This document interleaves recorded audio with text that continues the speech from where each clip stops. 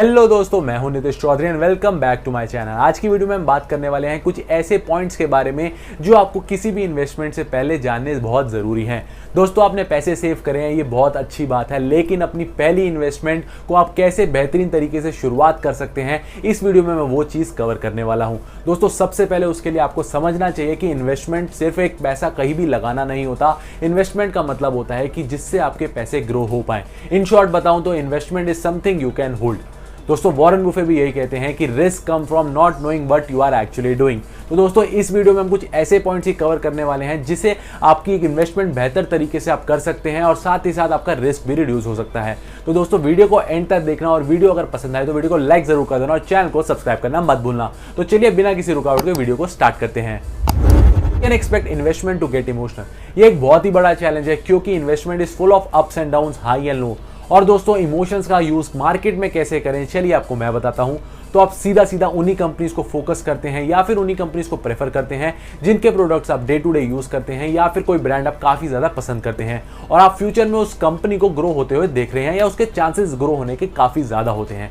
तो दोस्तों, ये इमोशंस जो हैं आपके लिए एक अपॉर्चुनिटी क्रिएट कर देते हैं। चलिए आपको कुछ इंटरेस्टिंग बात बताता हूं। दोस्तों, जब भी हम लॉन्ग टर्म इन्वेस्टमेंट करते हैं तब भी हम शॉर्ट टर्म फ्लक्चुएशन से काफी ज्यादा अफेक्टेड रहते हैं। अगर आपके साथ भी ये सेम चीज होती है तो मेरे को कमेंट डाउन करके जरूर बताना। और दोस्तों, बड़े इन्वेस्टर जैसे वॉरेन बुफे का ये मानना है कि जब भी कोई मार्केट में फ्लक्चुएशन आती है तो एक बारिश की तरह होती है जिसमें पानी नहीं बल्कि सोना बरसता है।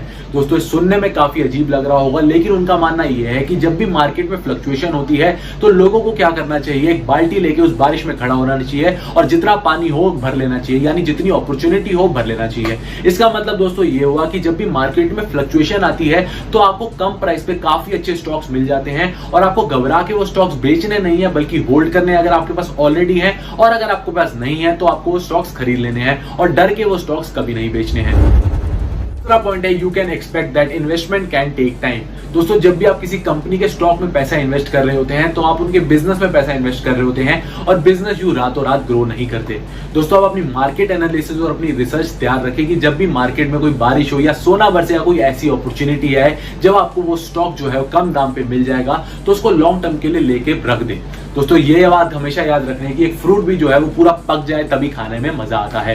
ये कोई ओवरनाइट चीज नहीं है। क्या पता आपको 1 महीने बाद उसका रेट कम मिले, 2 महीने बाद, 3 महीने बाद, 4 महीने बाद, इसका कोई फिक्स टाइम नहीं है। लेकिन दोस्तों, कम प्राइस जरूर होगा क्योंकि मार्केट में फ्लक्चुएशन तो रहती ही रहती है। तो आप उसको ऐसे दाम पे खरीदें कि लॉन्ग टर्म में आपको फायदा ही फायदा हो। तीसरा पॉइंट है कि selling your stocks will take time. दोस्तों, जो भी आप स्टॉक खरीद रहे हैं या फिर होल्ड कर रहे हैं उसको कभी ना कभी तो आपको बेचना है ना। लेकिन दोस्तों, ध्यान रखिए कि आप वो स्टॉक्स को अपनी मर्जी से नहीं बेचेंगे कि आपको ठीक लग रहा है कि आप बेच देना चाहिए। जी हाँ दोस्तों, आपने बिल्कुल सही सुना कि आप अपनी मर्जी से नहीं बेचेंगे। आप उन स्टॉक को सिर्फ इन 3 कंडीशंस पे ही बेचेंगे। पहली कंडीशन है कि अगर आप अपने रिटायरमेंट के बाद घर खर्च के लिए, मेडिकल एक्सपेंस के लिए या फिर कोई इमरजेंसी के लिए अपने स्टॉक्स बेच रहे हैं। दूसरी कंडीशन ये है कि when your wonderful business investment is no longer wonderful. इसका मतलब ये है कि जिस भी रीजन से आपने स्टॉक्स में या फिर म्यूचुअल फंड में इन्वेस्ट करा था वो रीजन ही बदल गया हो। इसके एग्जांपल कुछ ये हैं कि या तो आपका फंड मैनेजर बदल गया हो, बिजनेस प्लान बदल गए हो, फ्यूचर विजन बदल गई हो, या फिर ऐसे कोई भी और रीजन से आपका जो है वो मेन मोटिव बदल गया हो। तो ऐसी कंडीशन में आप उस इन्वेस्टमेंट को क्लोज कर सकते हैं। तीसरी कंडीशन ये है कि जब भी किसी स्टॉक का प्राइस अपनी रियल वैल्यू से ज्यादा चल रहा हो, जैसे कि अभी हाल ही में ही एंजल ब्रोकिंग के साथ हुआ था। 6 से 7 महीने में वो 300 से 400 पे ही घूम रहा था और ऑल ऑफ द सडन वो 1200 रुपए टच कर गया। तो ऐसी कंडीशन में आप अपना मार्जिन लेके निकल सकते हैं और मार्केट करेक्शन के बाद उसी स्टॉक को वापस खरीद सकते हैं। चौथा पॉइंट ये है कि you can expect to have fun. दोस्तों, अब आपको ये पता है कि मार्केट में कब आपको स्टॉक खरीदना है और कब आपको स्टॉक बेचना है। अगर आप इन्वेस्टिंग या इन्वेस्टमेंट को इसी तरीके से देखते हैं तो आई प्रॉमिस अब अपना पोर्टफोलियो ग्रो होते हुए जरूर देखेंगे।